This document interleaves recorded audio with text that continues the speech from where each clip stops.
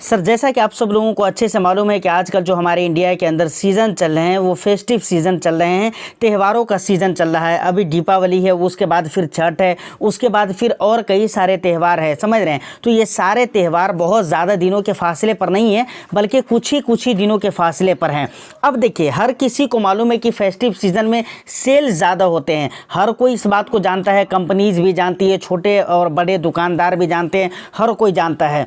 लेकिन हर त्यौहार में सेल लगते हैं, लेकिन दीपावली की अगर बात की जाए तो यहाँ पर कुछ ज़्यादा ही सेल आपको हर इंडिया के हर शहरों में देखने को मिल जाएंगे। बल्कि अब शहरों को छोड़ दीजिए, देहातों में भी देखने को मिलते हैं, क्योंकि लोगों को मालूम है कि फेस्टिव के जो सीज़न होते हैं ऐसे टाइम पे लोग पैसे ज़्यादा खर्च करते हैं, प्रोडक्ट कंज्यूम करते हैं। अच्छी बात है, ये सब होना भी चाहिए। लेकिन चलिए, दुकानदार अपने फ़ायदे के लिए जा रहे हैं, कंपनीज अपने फ़ायदे के लिए जा रही है, लेकिन क्या आपको अपने फ़ायदे के लिए नहीं जाना चाहिए? ख़ास तौर से ये वीडियो मैं उन लोगों के लिए शूट कर रहा हूँ जो जॉब वगैरह करते हैं, जिनको बोनस वगैरह मिला है। अगर आपको बोनस नहीं भी मिला है, लेकिन अगर आप बहुत सारा पैसा चाहते हैं कि भाई हम अपने त्यौहार में उड़ा दें, ठीक है, उड़ाना ज़रूरी है, परिवार पे भी खर्च करना ज़रूरी है, लेकिन उनमें से थोड़े से पैसे बचाकर आप बहुत बड़ा कॉर्पस तैयार कर सकते हैं। इतना बड़ा कॉर्पस आप तैयार कर सकते हैं जितना आपको लगेगा भाई ये कैसे पॉसिबल हो सकता है। लेकिन अगर आज की ये वीडियो आपने देख लिया तो आपको बिल्कुल 100 नहीं 100 to 10% सर बिलीव हो जाएगा कि नहीं, ये कॉर्पस आप बना सकते हो। अगर दीपावली वगैरह का बोनस मिला है तो अच्छी बात है, नहीं मिला है तो थोड़ा बहुत पैसे आप अपने पॉकेट से भी लगा सकते हैं। और इसके जो दो मेन बड़े फ़ायदे हैं वो भी मैं आपको बताने वाला हूं। तो सर वीडियो यकीन माने बहुत इंटरेस्टिंग होगी। एक लाइक कर दीजिए, शेयर कर दीजिए। चैनल को अगर अभी तक आपने सब्सक्राइब नहीं किया है तो चैनल को भी ज़रूर सब्सक्राइब कर लीजिए, क्योंकि इस तरह के इंटरेस्टिंग कंटेंट्स भी फाइनेंसर पे आता रहता है। तो सर डायरेक्टली हम अपने मुद्दे पर आते हैं। देखिए, अगर आप जॉब करते हैं तो आपको कुछ ना कुछ बोनस मिला होगा। अब देखिए, बोनस जो मिलते हैं ना, मैं भी जॉब कर रहा था महाराष्ट्र में, मुंबई में मैं काफ़ी टाइम तक के जॉब किया, तो वहाँ पर भी बोनस वगैरह मिलते थे। अभी फ़िलहाल मैं घर पे ही रहता हूँ, समझ रहे हैं, तो वहाँ पर भी बोनस मिलता था, आपको भी मिला होगा। अब देखिए, बोनस किसी को 2000 भी मिला होगा, किसी को 1500 भी मिला होगा, किसी को 5000, 10,000, 25,000, 30,000 भी मिला होगा। तो मैं यहाँ पर बहुत ज़्यादा लेकर नहीं चलता हूँ, मैं 8,000 रुपये मान लेता हूँ या 5,000 रुपये। लेकिन मैं समझने के लिए, एग्जाम्पल के लिए, जो चीज़ें आपको मैं समझाना चाह रहा हूँ उसके लिए मैं 8,000 रुपये का बोनस आपको मान लेता हूँ कि मिला, आपको 8,000 रुपये का बोनस मिला। अब उस 8,000 रुपये को कैसे आप अपने सपनों को साकार करने के लिए यूज़ कर सकते हैं, एक बहुत बड़ा कॉर्पस, या अपने फैमिली मेम्बर्स के और उनके आने वाली ज़िंदगी के लिए कैसे आप बहुत बड़ा कॉर्पस तैयार कर सकते हैं, उसके लिए आप कैसे उस पैसे का यूज़ कर सकते हैं, उसका तरीका अब सुनिए।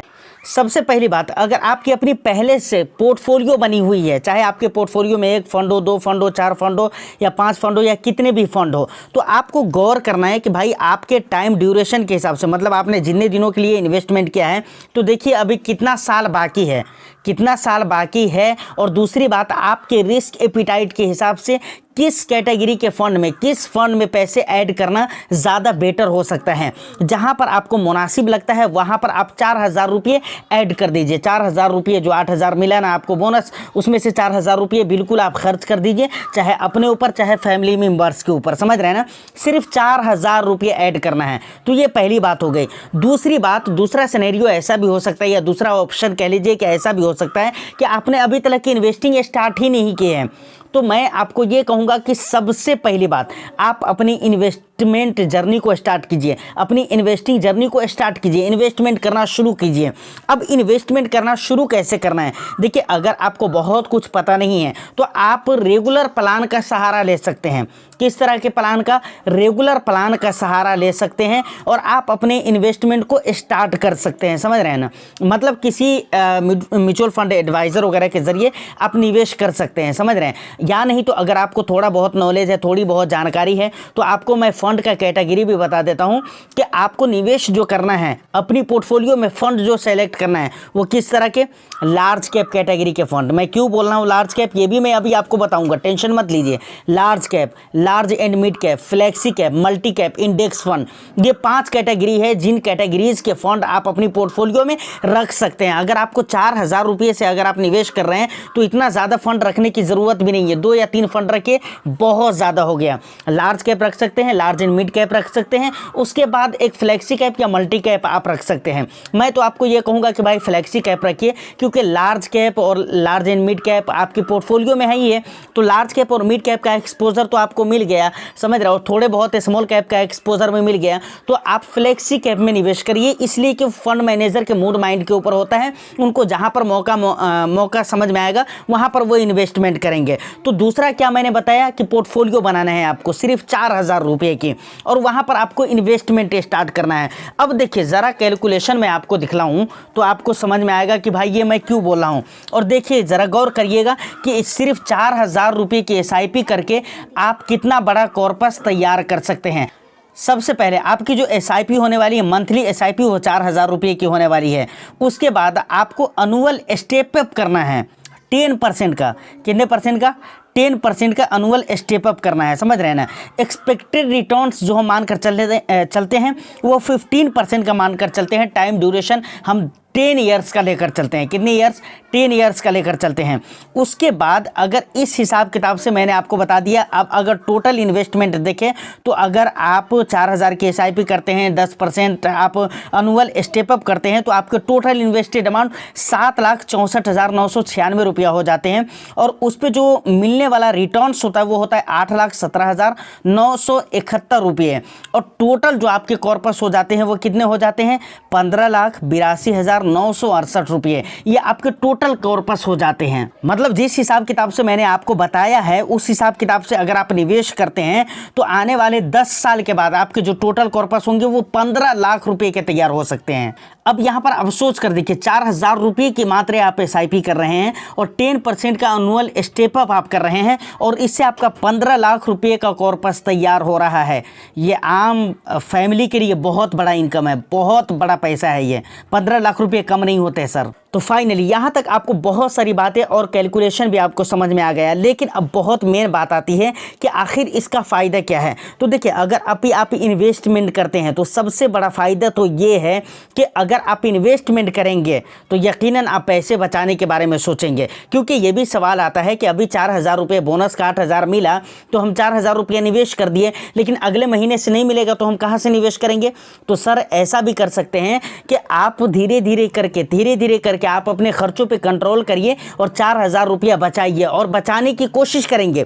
जब आप इन्वेस्टिंग स्टार्ट करेंगे तो आप बचाने की कोशिश भी करेंगे, मुझे ऐसा उम्मीद है। लेकिन अगर आप इन्वेस्टिंग स्टार्ट नहीं करेंगे तो आपको याद ही नहीं रहेगा कि मुझे किसी काम के लिए पैसे बचाना भी है। तो सबसे पहला फ़ायदा तो ये हो गया कि आप अगर शुरू टाइम से अभी से अगर आप इन्वेस्टमेंट करना स्टार्ट करते हैं, आप उम्र के जिस भी हिस्से में हैं, उम्र के जिस भी साल में हैं, आप कोई दिक्कत नहीं, 40 के हैं, 50 के हैं, 30 के हैं, 25 के हैं, 35 के, कितने के भी हैं, लेकिन अगर आप इन्वेस्टमेंट स्टार्ट कर देते हैं तो सबसे पहली बात यह है कि एक तो फ़ायदा है कि बचाना शुरू कर देंगे। दूसरी बात यह है कि मार्केट के बारे में आपको नॉलेज होता हुआ चला जाएगा, मार्केट के बारे में जानना शुरू करेंगे। क्योंकि अगर अभी आप निवेश नहीं करते तो खुद सोचिए, अभी मार्केट को आप देखते हैं क्या, मार्केट का ध्यान रहता है क्या, लेकिन जब आप इन्वेस्टमेंट करेंगे तो मार्केट के बारे में ध्यान भी रहेगा, उसके बारे में आप सोचेंगे भी। और सबसे बड़ा फ़ायदा जो आपको होने वाला है वो ये होने वाला है कि एक लंबे टाइम ड्यूरेशन के बाद, आने वाले 7 साल, 8 साल, 10 साल के बाद एक बहुत बड़ा अनएक्सपेक्टेड अमाउंट आप तैयार कर सकते हैं, अनएक्सपेक्टेड कॉर्पस आप तैयार कर सकते हैं, जो एक आम फैमिली के लिए मुमकिन नहीं है, सोच भी नहीं सकता, समझ रहे हैं ना। वो पैसे आप तैयार कर सकते हो सर, और ये सारे फायदे हैं जिसकी वजह से मुझे लगा कि ये बातें आप तक के ज़रूर ही पहुंचाना चाहिए। तो ये मेरा पर्सनल अपना ओपिनियन है, बट आप इन तमाम तर चीज़ों के बारे में कैसे सोचते हैं सर, आप अपना वैल्यूएबल फीडबैक मुझे कमेंट सेक्शन में ज़रूर दीजिएगा। उम्मीद करता हूँ कि ये वीडियो आपको अच्छी लगी हो तो एक लाइक कर दीजिए और शेयर ज़्यादा से ज़्यादा कर दीजिए, क्योंकि दीपावली से पहले 31 को दीपावली है, 31 अक्टूबर को। कल मैंने बोल दिया था कि 1 से 3 के बीच में है, जबकि 31 अक्टूबर को है, समझ रहे हैं ना। 31 अक्टूबर को सरकारी छुट्टी बोलकर भी है, हॉलीडे बोलकर भी है, दीपावली के नाम पे जो छुट्टी है वो 31 अक्टूबर को ही है। तो मैं यही मानकर चलता हूँ, समझ रहे हैं ना। तो उससे पहले आप जितना हो सके इस वीडियो को ज़्यादा से ज़्यादा शेयर कर दीजिए और लाइक कर दीजिए। चैनल को सब्सक्राइब नहीं किया है तो इसी तरह की इंटरेस्टिंग वीडियो देखने के लिए चैनल को भी ज़रूर सब्सक्राइब कर ले। मैं फिर मिलता हूँ किसी नेक्स्ट एंड इंटरेस्टिंग वीडियो में, जब तक के लिए all the best. Thank you for watching.